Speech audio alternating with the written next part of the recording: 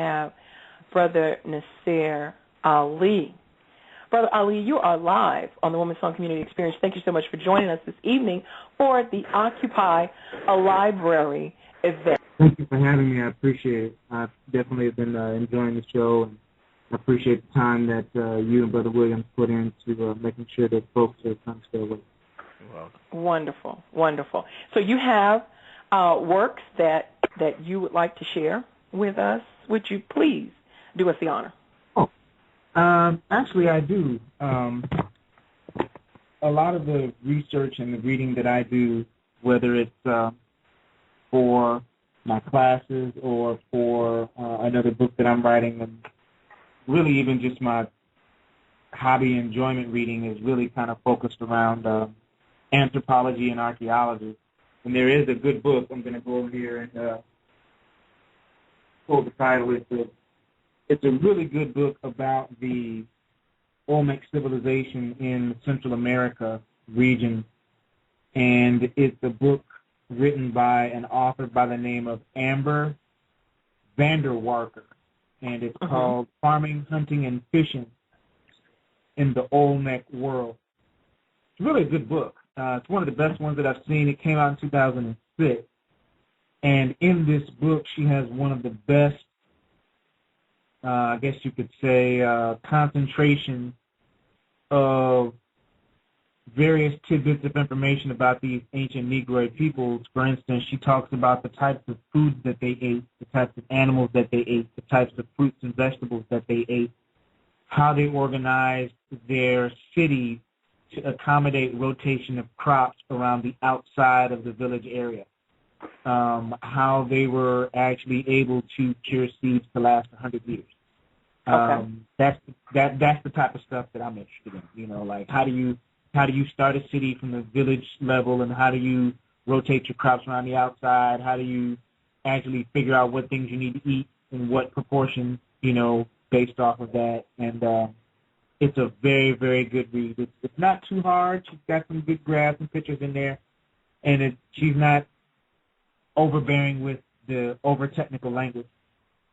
But I recommend that book strongly for those to supplement their African and African-American studies, to find a Negroid peoples here in the Americas and to discover and really reclaim and begin to reuse that which is what our ancestors did. And let me ask you this question really quickly, because there's someone in the chat room who's interested in children's books.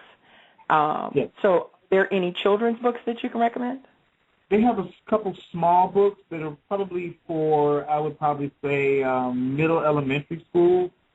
But actually, I've had a couple of my students attend my class ask me to devise a children's book, because for the very same reason that you asked that question. There's a series of books about the mound builders, and some of these you can find at eBay. They're like $1 or $2 a piece. Really short, you know, booklets, maybe 10, 15, 20, 30 pages. One is called Houses of the Mound Builders. Second one is called The Holy Stones of Newark, Ohio. Okay. The third one is called Ancient Mound Builders in Michigan, which is actually a collection of 4 reports, and that one's about 68 pages total. And those are just some good ones. You know, a junior high student shouldn't have any problem. One of our very brilliant, you know, elementary school children shouldn't have any problem following along for that. It wouldn't be like a lullaby story or a young toddler story. It would be for 4th, 5th, and 6th grade. Okay, great. Now, about your books, you have actually 2 books, right? I have one and another that will be out possibly at the beginning of next month. Tell us a little bit about your current book. The one that's already published is called The Paleo-American, a primer on ancient American history, and that one is, I call it a primer because it's more of a teaching tool. It's real concentrated.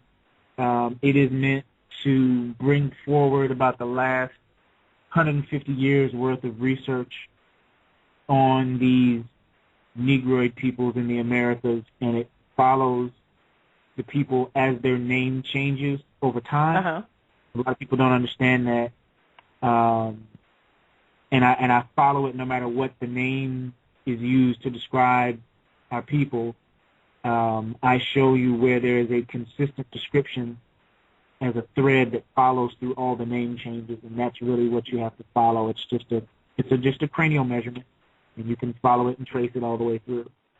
Uh-huh. And the book helps you really get a firm understanding if that's something that you want to pursue and research on your own. It provides some excellent source material and some perspectives on that. The second one I'm working on is going to address more of the civics behind slavery being dead, and why okay.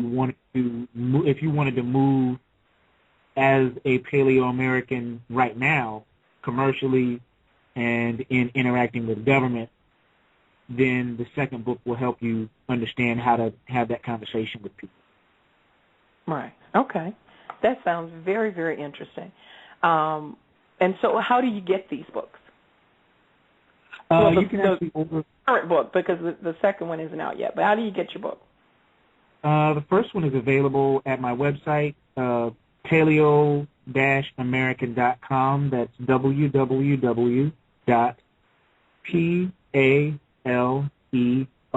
Paleo-American.com.